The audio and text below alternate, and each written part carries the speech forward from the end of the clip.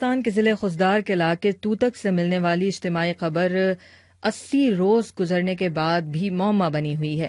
ہلاک ہونے والے کون تھے اور انہیں کس نے ہلاک کیا، اور اس بات کا جواب اب تک نہیں مل سکا ہے۔ انسانی حقوق کی تنظیموں کا کہنا ہے کہ انہیں علاقے تک رسائی نہیں دی جا رہی۔ لاپتہ افراد بھی یہ شکایت کرتے ہیں۔ 16 میں سے صرف 2 افراد کی شناخت ہوئی ہے۔ وہ کون تھے اور گھر سے قبر تک کیسے پہنچے؟ ہمارے ساتھی ریاض سہیل نے یہی جاننے کی کوشش کی ہے۔ عید قربان کا دن تھا جب 5 ماہ کی معصوم ماہرنگ کے والد نصیر قلندرانی اپنے بڑے بھائی محمد عمر کے ساتھ آواران بازار گئے تھے، لیکن پھر ان دونوں کی واپسی نہیں ہوئی۔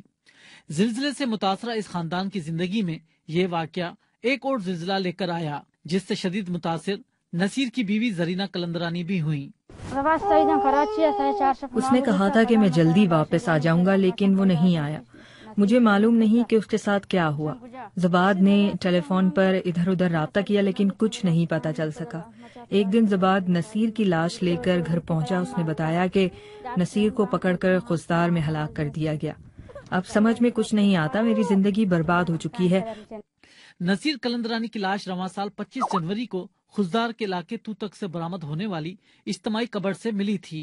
ان کے بھائی زربات میڈیا میں نصیر اور ان کے کزن قادر بخش کا نام آنے کے بعد شناخت کے لیے خزدار پہنچے تھے۔ پہلے میں نے نصیر احمد چھوٹا بھائی تھا ہمارا، اس کی لاش میں نے دیکھا، میں نے کنفرم پہچان کیا کہ ہمارا چھوٹا بھائی کا لاش ہے۔ اس وقت وہ لاپتہ ہوئے تھے، اس کا کپڑا کا کلر بھی مجھے یاد تھا، اس کا چہرہ مسخ تھا، لیکن میں نے تو پہچان کیا ہمارا چھوٹا بھائی تھا سر۔ دوسرا بھائی میں نے تلاش کیا کہ شاید وہ اس ڈیتھ باڈی میں ہو، لیکن مجھے کوئی پتہ، اس کا کوئی پہچان نہیں ملا۔ میں نے شک شبہ نہیں کہ شاید اس کو ادھر نہیں، بالکل تو نہیں تھا میرے خیال میں، اس شاید ہو، لیکن اتنا مسخ تھا حد سے زیادہ سر۔ وہ ہاتھ پاؤں سارے ڈیتھ باڈی کو بندھے ہوئے تھے۔ وہ ہمارا چھوٹا بھائی نصیر احمد کی لاش میں نے شناخت کی، اس کی آنکھ میں نے خود کھولا۔ تعلیم سے محروم 23 سالہ نصیر ابوظہبی میں چراوے کا کام کرتا تھا۔ جبری گمشدگی سے چند ماہ پہلے ہی وطن واپس آ کر اس نے اپنے گاؤں پیراندر میں پرچون کی دکان قائم کی تھی۔ گمشدگی کے 2 ماہ بعد نصیر کی تو لاش مل گئی، لیکن محمد عمر کا تاحال کوئی پتہ نہیں چل سکا۔ اسی علاقے سے بلوچستان اسمبلی کے ڈپٹی اسپیکر یعقوب بزنجو منتخب ہوئے ہیں۔ زربات کہتے ہیں کہ انہوں نے تمام دروازے کھٹکھٹائے ہیں۔ سر جی میں نے کوشش کیا، بڑے لوگوں کے پاس گیا، میرے سے کتنا تو طاقت تھا میں نے استعمال کیا۔ ادھر میرے بھائی ہمارا بے قصور ہے، بالکل میں ادھر ہمارا بالکل بھائی بے قصور ہے، ہم کیا بولے سر جی؟ ذاتی دشمن تو کوئی نہیں سر جی، صرف میں قلندراڑی ہوں، لیکن وہ تو قوم قلندراڑی ہے۔ انسانی حقوق کی مقامی اور بین الاقوامی تنظیمیں مطالبہ کر رہی ہیں کہ انہیں توتک جانے کی اجازت دی جائے۔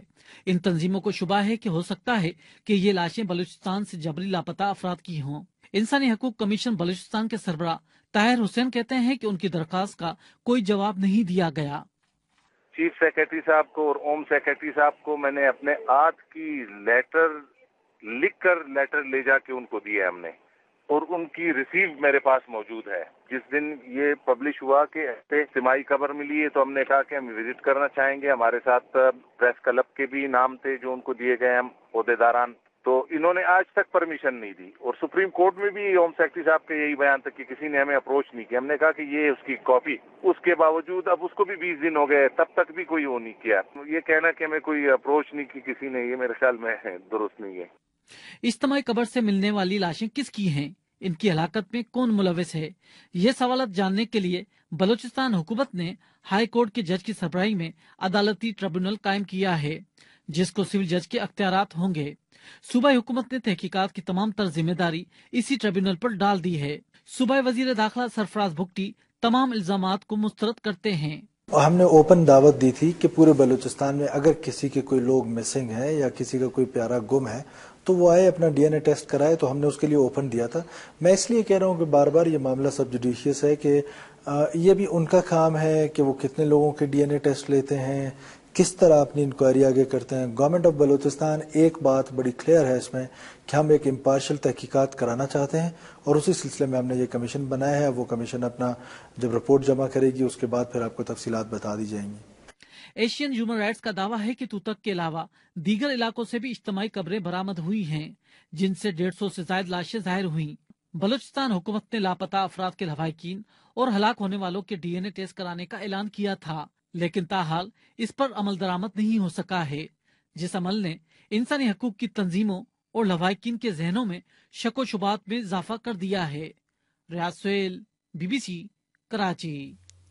बलूचिस्तान के पसमानदा इलाकों में मिलने वाली इज्तिमाई कब्रों में कौन दफन है, उन्हें किसने, कैसे और क्यों मारा, क्या बलूचिस्तान में मजीद इज्तिमाई कब्रें भी हैं?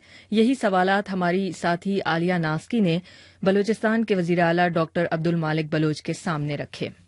बड़ा डेमोक्रेटिक गवर्नमेंट है, चीजों को हम ट्रांसपेरेंट रख रहे हैं और हम हाई कोर्ट के गाइडेंस पे उसने जो ट्रिब्यूनल बनाया है उसके साथ अपना कमीशन बनाया है उसके साथ जो है ना हम ऑन बोर्ड ने जो भी उनकी रिपोर्ट मिलेगी उनके मुताबिक जो है ना हम काम करेंगे। लेकिन गवर्नमेंट की रिपोर्ट में एक ही इज्तिमाई कब्र है, बलूचिस्तान में अब तक कोई ऐसी इज्तिमाई कब्र नहीं निकली है। इज्तिमाई कब्रों से मिलने वाली लाशों की शिनाख्त में क्या पेशरफ्त हुई है? अगर तमाम लाशों की शिनाख्त नहीं हुई तो इसकी वजूहात क्या हैं? देखें, कुछ तो ये है कि 2-3 लाशें जो आवारान के थे उनकी तो शिनाख्त हो गई थी, लेकिन बाकी के DNA का टेस्ट हो रहे हैं और जितना जल्दी DNA की रिपोर्ट्स आएगी हम उन कंसल्ट लोगों से जिनके जो है ना लोग लापता हैं उनकी टेस्ट मैचिंग करके हम फिर बता सकते हैं। अब तक DNA की रिपोर्ट्स नहीं आई हैं। इज्तिमाई कब्रों और लापता अफराद की तलाश या बरामदगी के मामले में क्या सियासी हुकूमत और सिक्योरिटी फोर्सेस में इख्तिलाफात का तासुर दुरुस्त है? देखिए, बात यह है ना कि कुछ ऐसी इशू हैं जहां तक ये जो इज्तिमाई कब्रों की बात है ये तो गवर्नमेंट ने खुद निकाले हैं, इसमें दो राय तो नहीं है। अब ये किसके हैं किसके नहीं है ये तो बाद में पता चल जाएगा।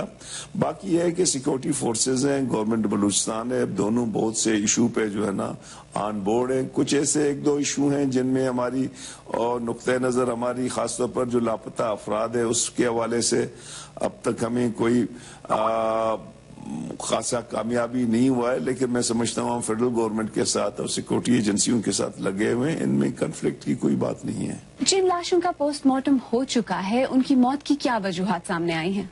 मेरे पास अभी तक जो है ना चूंकि हमने बलूचिस्तान हाई कोर्ट के जज को नामजद किया है, जब तक उसकी रिपोर्ट नहीं आएगी हम कुछ कह नहीं सकते।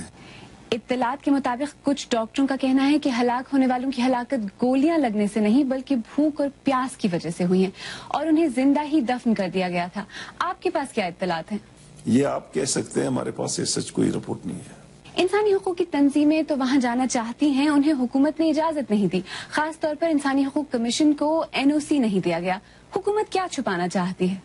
देखिए, हम कोई चीज छुपाने नहीं चाहते हैं, ये हुकूमत ने खुद तलाश किए हैं। हुकूमत की जो है ना जो ट्रांसपेरेंसी थी हमने मीडिया को भी दिखाया है, लोकल मीडिया को भी ले गए, हमने उनके पोस्टमार्टम रिपोर्ट जो है ना अपनी एक्सपर्ट से करवाए, फिर हमने कमीशन बनाया।